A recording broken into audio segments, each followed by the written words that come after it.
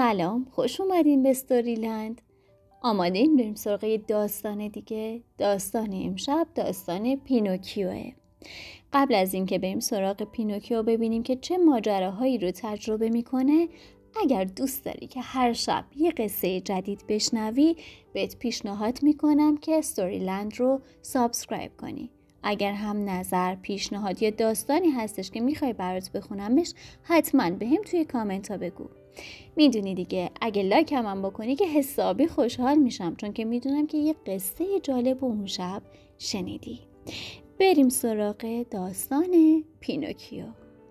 روزگاری عروسک ساز پیری به اسم ژپتو زندگی میکرد که بیشتر از هر چیزی آرزوی داشتن یه فرزند داشت.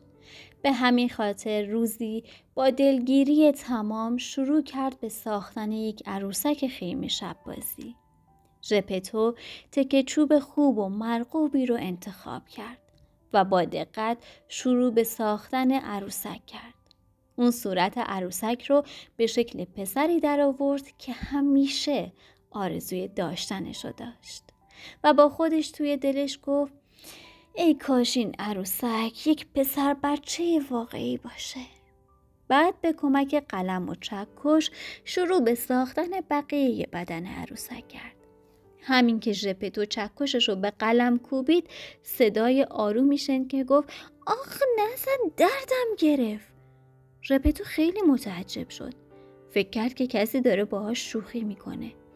از جاش بلند شد. توی قفسه ها و زیر میزش رو نگاه کرد. با خودش فکر کرد کی اینجاست؟ یعنی کسی اینجا قایم شده؟ برم بیرون رو ببینم. ولی کسی جواب نداد. پیرمرد باز برگشت و به کارش ادامه داد. یه تیکه سنباده برداشت، به روی چوب کشید تا اونو صاف کنه. تو همین لحظه صدای خنده شنید. پیرمرد پرسید تو کی هستی؟ و بازم جوابی نشنید. این سکوت پیرمرد رو ترسونده بود. چند دقیقه ساکت نشست. به دقت به اطرافش گوش داد. ولی هیچ کس صحبتی نمی کرد. بالاخره برگشت و دوباره به کارش ادامه داد. عروسک رو تموم کرد و درست توی همون موقع وقتی برگشت تا چیزی رو برداره، عروسک تکونی خورد و یه قوطی رنگ روی کف اتاق ریخت. عروسک لبخندی زد و گفت سلام پدر، من این کارو کردم. ژپتو از خوشحالی و تعجب زبونش بند اومده بود، چون این حرف رو عروسکی میزد که خودش ساخته بود. عروسک ساز از اینکه آرزوش برآورده شده بود خیلی خوشحال شده بود. اون حالا صاحب یه پسر بود و اسم عروسک رو پینوکیو گذاشت. پینوکیو خیلی دلش میخواست مثل یه پسر واقعی رفتار کنه و همیشه سعی میکرد که یه پسر واقعی بشه. پدرش اونو به مدرسه فرستاد. اما پینوکیو خیلی شیطون و بازیگوش بود و همش هم مورد سرزنش قرار میگرفت. پدرش بهش گفت که اگه یه بار دیگه دروغ بگی دماغت دراز میشه پینوکیو. پینوکیو خندید و گفت من این حرف رو باور نمی کنم. چطور چنین چیزی ممکنه؟ ولی بعد با اولین دروغی که گفت دماغش شروع به بزرگ شدن کرد و با هر دروغ تازه‌ای دماغش بزرگ و بزرگتر می شد. بقیه بچه‌ها اونو مسخره می کردن و پینوکیو شروع به گریه کردن کرد که ناگهان صدای مهربونی شنید که گفت پینوکیو گریه نکن. اگه قول بدی که دیگه دروغ نگی، من دوباره دماغتو کوچیک می کنم. پینوکیو پرسید تو کی هستی؟ و اون در پاسخ گفت من فرشته مهربونم. و ناگهان فرشته زیبایی روبروی پینوکیو ظاهر شد. پینوکیو گفت من قول میدم پسر خوبی باشم، دیگه دروغ نمیگم و ازش خواهش کرد تا اونو به شکل واقعیش در بیاره. و فرشته مهربون جواب داد تو وقتی به شکل یه پسر واقعی در میای که بتونی یه کار خوب و یه عمل شجاعانه انجام بدی. پینوکیو نتونست به قول خودش عمل کنه و خوب باشه و بازم به مدرسه نمیرفت، تا اینکه یه روز ژپتو به پینوکیو گفت برای اینکه بچه خوبی باشی باید از فردا به مدرسه بری. پینوکیو گفت نمیخوام. من از درس خوندن بدم میاد. اصلا خداحافظ. پینوکیو اینو گفت و فرار کرد. از خونه بیرون دوید و به مغازه نون فروشی رفت. پینوکیو توی مغازه نون فروشی حسابی شلوغ کرد و همه چیزو به هم ریخت. پلیس به سراغ ژپتوی پیر رفت و اونو دستگیر کرد. پلیس به ژپتو گفت تو باید زندانی بشی. این شد که ژپتو به زندان افتاد. پینوکیو خوشحال بود و میگفت آخ جون، امروز نرفتم مدرسه، دیگه هم نمیرم مدرسه. شب اومد و همه جا تاریک شد.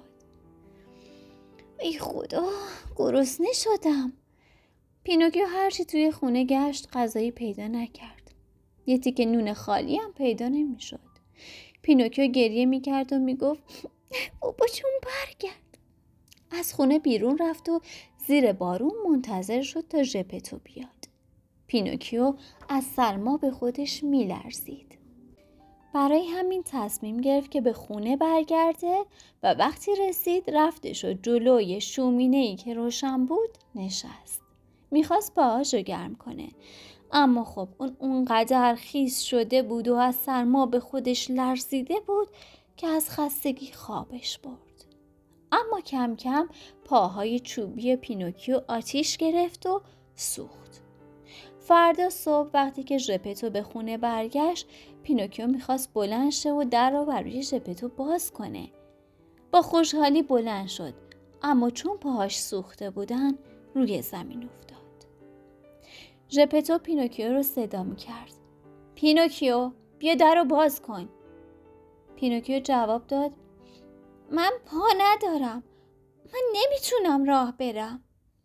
پیرمرد از پنجره اومد و داخل خونه شد. اون دوتا همدیگر رو حسابی بغل کردن و بوسیدن. آخه خیلی دلشون برای هم تنگ شده بود. پیرمرد گفت اگه قول بدی که بچه خوبی باشی پاهاتو دوباره درست میکنم پینوکیو. پینوکیو جواب داد چشم بابا جون، پسر خوبی میشم. بابا من خیلی گرسنم.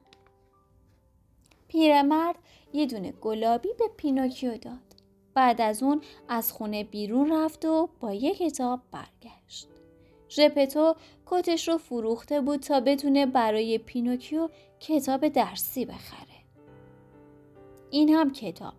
از فردا درس میخونی یا پینوکیو؟ پینوکیو گفت دستت درد نکنه بابا جون. از فردا میرم مدرسه. فردا صبح پینوکیو به راه افتاد که به مدرسه بره. توی راه صدایی شنید. اون صدای آهنگ یه نمایش عروسکی بود. پینوکیو دوست داشت بره و نمایش رو تماشا کنه. برای همین از اونجایی که هیچ پولی نداشت کتابش رو فروخت و با پول اون بلیت نمایش رو خرید. روی صحنه دخترک عروسکی مشغول اجرا بود. پینوکیو هم روی صحنه رفت تا بازی کنه. اونا خندیدن و بالا و پایین پریدن. اما یک دفعه نخای عروسک‌ها به هم گره خورد و همه چیز به هم ریخت. صاحب نمایش خونه حسابی عصبانی شده بود و گفت الان میندازمت توی آتیش تا بسوزی. پینوکیو گریه کرد و گفت منو ببخشید، آخه اگه من بسوزم اون وقت بابا جونم خیلی ناراحت میشه، ببخشید. پینوکیو همه چیزو به صاحب نمایش خونه گفت. صاحب نمایش خونه دلش سوخت و گفت تو رو نمیسوزونم. بعد 5 سکه طلا به پینوکیو داد و گفت با این پول برای پدرت یک کت بخر. روباه بدجنس و گربه نره داشتن پول گرفتن پینوکیو رو میدیدن. اونا میخواستن پینوکیو رو گول بزنن و پولاشو ازش بگیرن. وقتی پینوکیو به اونا رسید گفتن پینوکیو جان نمیخوای سکه هات زیاد بشه؟ پینوکیو گفت چطوری سکه هامو زیاد کنم؟ روباه بدجنس و گربه نره گفتن برو توی جنگل جادو پولاتو خاک کن. اگه این کارو بکنی درخت طلا در میاد و میوه طلا بهت میده. پینوکیو به جنگل رفت و پولا رو خاک کرد. بعدش هم خب مثل همیشه خوابش برد. روباه و گربه نره زمین رو کندن و طلاها رو برداشتن. بعدش هم پینوکیو رو از درخت آویزون کردن و پا به فرار گذاشتن. فرشته مهربون همیشه مواظب پینوکیو بود. برای همین به شاهین گفت پینوکیو رو نجات بده. شاهین پینوکیو رو به منقارش گرفت و پیش فرشته آورد. خب دوست کوچولوی من، امشب تا اینجای قصه رو داشته باش تا فردا شب ببینیم که پینوکیو بالاخره از تمام این اتفاقاتی که براش داره میفته آیا درس میگیره و روشش رو عوض میکنه یا نه. شبت بخیر باشه. امیدوارم رویاهات پر از رنگ و لعاب باشن. فردا شب همینجا با ادامه داستان منتظرتم.